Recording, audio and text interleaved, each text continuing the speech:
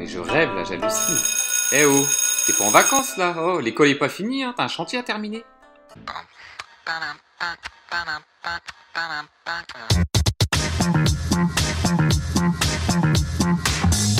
Bienvenue à tous sur cette nouvelle vidéo.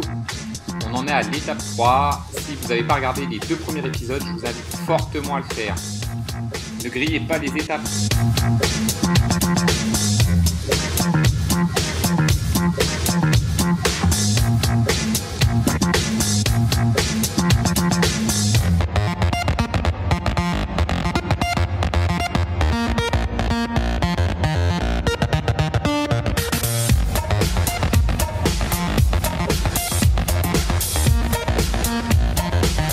Allez, let's go, c'est reparti, on y retourne. Bonjour à tous. Bon, nouvelle semaine, nouvelle vidéo, on est lundi, donc on rattaque le chantier. Voici comment on a laissé notre chantier vendredi, on a tout nettoyé et puis préparé tous les murs. Je vais faire un petit bilan, ce qui a été fait la semaine dernière. J'ai pu finir ma petite partie bibliothèque. J'ai fait toute l'électricité, parce que là du coup ça va être une point télé, donc j'ai mis pas mal de prises là. Je vais retourner la caméra, ça sera mieux pour vous montrer. Bon alors voilà ce que je disais, j'ai donc fini ce soubassement. J'ai mis pas mal de prises par rapport à son autre télé, le point télé qu'elle va mettre. Donc en fait c'est un buffet qui est assez haut, c'est pour ça que j'ai mis des prises assez hautes. La télé elle sera mise devant là. Là j'ai mis une autre prise, en fait j'ai mis une prise commandée sur interrupteur. Parce que finalement ce que j'ai fait sur mon ossature, j'ai mis un chantal là devant. Et en fait je vais fixer un LED tout autour de mon bois, donc ça fera comme ça, voilà, tout le tour jusque là-bas au fond, sur interrupteur télécommandé. Voilà, là ce que j'ai pris un madrier que j'ai raboté comme vous avez pu voir sur les vidéos. Ça rend plutôt pas mal. Ça a été fini d'être enduit, tout a été poncé.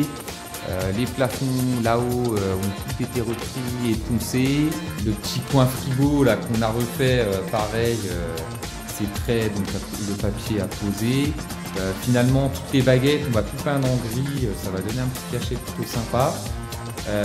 Comme je disais, tout l'appareillage va être changé au niveau de l'électricité, les interrupteurs, les prises. S'il y a un autre truc qu'il faut que je fasse, finalement on condamne ce radiateur là. Donc moi j'avais peint les 3, mais bon, pas le temps que ça m'a pris. Donc il faut que j'aille dans le sous-sol et que j'aille condamner ces tuyaux là. Donc ça va être un petit peu chiant parce que c'est une ancienne installation, c'est des tuyaux en ferraille. Pour reprendre ça, c'est un petit peu plus compliqué que du cuivre. On a de la petite compagnie, il y a le chat qui traîne là par là. Et puis voilà, donc là c'est reparti pour la semaine de boulot. Je vous redonne des nouvelles à la fin de semaine. Allez, ciao!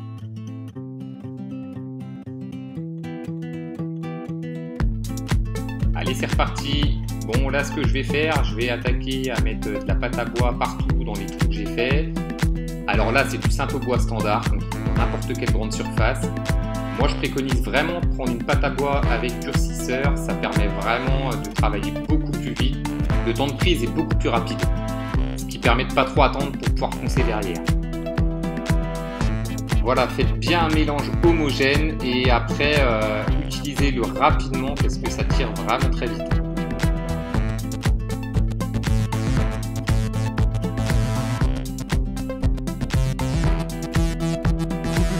Et surtout, n'hésitez pas à appliquer le produit en plusieurs passes si vos trous sont trop importants.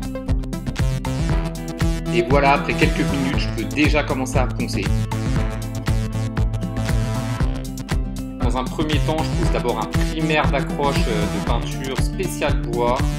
Si vous ne faites pas ça, vous risquez fortement d'avoir des soucis. Bon voilà, le lendemain, mon ami marqué de retour. Donc lui, il va s'attaquer à faire toutes les finitions des enduits pour que les murs soient prêts pour la mise en papier et les plafonds, la mise en peinture. Et moi, je peux déjà mettre ma première couche de gris. Alors moi, tout ce qui est boiserie comme ça, je mets toujours de la peinture à l'huile, de la glycéro.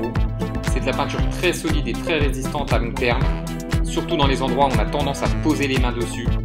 C'est comme par exemple sur les portes intérieures, je mets jamais de peinture à l'eau.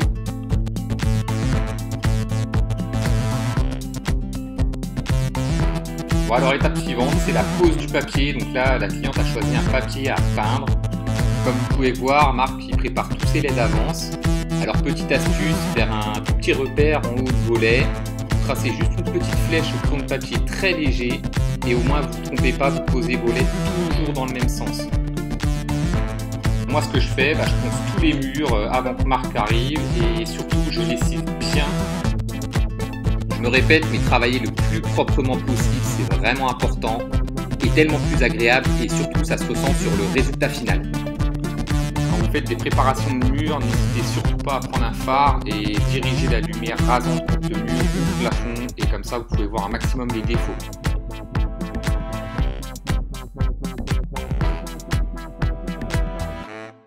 Ça fait 24 heures que j'ai appliqué ma première couche, donc je vais pouvoir attaquer la seconde couche. Par contre, avant ça, je vais bien reponcer. Ce que je fais, je prends un papier à poncer très fin à un grain de 320. Ma petite astuce, c'est de prendre un seau d'eau, tremper le papier dedans et poncer avec tout le papier bien mouillé. Les carrossiers font comme ça. Alors par contre, il faut vraiment faire ça que sur de la peinture glycéro. Avec cette technique, le rendu final de la deuxième couche sera nickel, vous verrez. Dans mon cas, vous avez bien vu, j'ai fait toutes les peintures glycéro en premier, avant d'attaquer la peinture à l'eau des murs et des plafonds. Je préfère vraiment agir dans cet ordre-là, comme ça pour la deuxième passe au niveau de la peinture à l'eau, si on déborde sur la glycéro, c'est lessivable très facilement, ça peut se reprendre sans problème. Par contre, dans le cas inverse, je ne vous dis pas la galère pour nettoyer, si vous avez débordé la glycéro sur de la peinture à l'eau, c'est mort.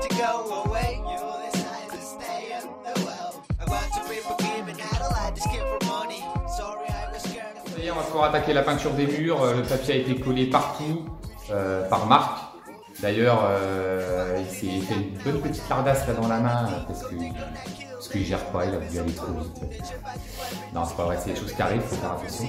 Nous, on part sur de la peinture Théodore. Là, on n'a jamais testé cette peinture, donc on va voir ce que ça donne. Là, j'ai reponcé toute la bibliothèque, j'ai remis une deuxième couche de gris. Donc, franchement, le rendu est plutôt sympa, c'est bien lisse.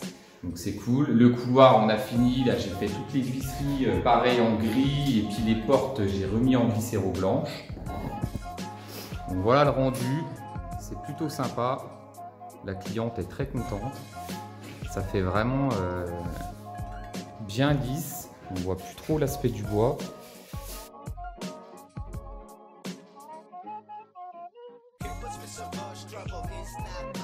J'ai refait tous les joints, en fait, j'ai fait des joints acryliques partout pour qu'il n'y ait vraiment pas de défaut. Mais le rendu est vraiment, c'est vraiment sympa, quoi. Quand tu auras sa déco dedans, ça sera top, quoi. Donc les portes là ont été refaits pareil, 2 couches en glycéro blanche. Là, le WC pareil, l'entourage a été refait. J'ai refait un bois là d'entourage pour faire une belle finition. Donc, tout a été fait. Donc il n'y a plus qu'à papier de toilette. Là, il reste plus que ça à faire. Et puis peindre pour la mise en peinture. On a changé les poignées, hein, ça fait vraiment un côté plus moderne. Donc le papier a été collé partout. Donc là je vais commencer par peindre l'emplacement du frigo pour le mettre là et qu'on puisse enfin tout ranger et les canapés les mettre dans la cuisine pour qu'on n'ait rien du tout dans la salle, qu'on puisse peindre correctement. Voilà, j'ai repeint les tuyaux du radiateur, pareil on pourra les remettre en place après la peinture. Donc celui-là et puis celui-là. Et puis j'ai condamné, du coup on a condamné celui qui était là. D'ailleurs ça m'a explosé à la gueule là en bas. Donc voilà, on range tout, on peint et puis on verra déjà plus clair après. Allez, salut! C'est quand même un gros inconvénient de travailler dans une pièce qui est déjà aménagée. Il faut procéder intelligemment pour ne pas déplacer 15 fois les objets, parce que c'est vraiment de la manutention, c'est de la perte de temps. Ce qu'on a fait, nous, la table là, et puis le canapé, on a mis ça sur des roulettes pour que ça puisse se déplacer très facilement. Mais ce qui reste le plus pratique, c'est vraiment de vider complètement les pièces. Mais parfois, on a des contraintes et puis il faut savoir s'adapter.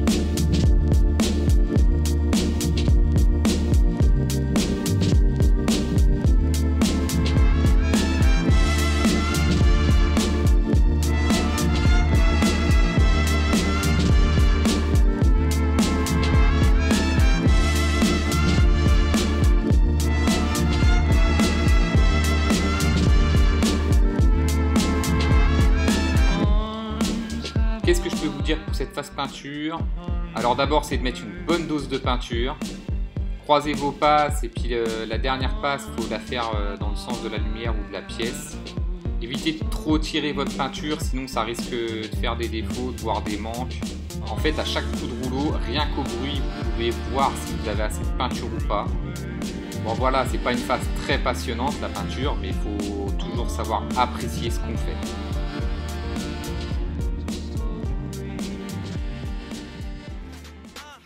Bon, sinon j'ai une petite technique secrète, vous mettez de la musique, vous dansez, vous travaillez dans la joie et la bonne humeur.